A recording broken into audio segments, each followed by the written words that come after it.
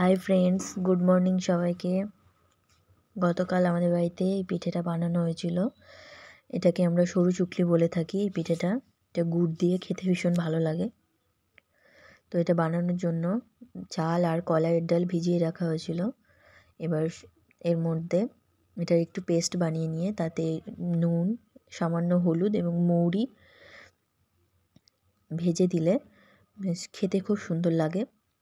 তো এটা বানানোর জন্য বাটিতে কিছুটা তেল নিয়ে বেগুনের পিছন দিকটা কেটে নিতে হবে, আর কাঁঠাল পাতা লাগবে দুটো।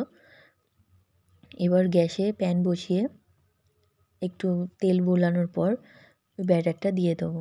এবার কিছুক্ষণ গ্যাসটা একদম কমিয়ে রেখে দিলে এটা এমনি উঠে যাবে।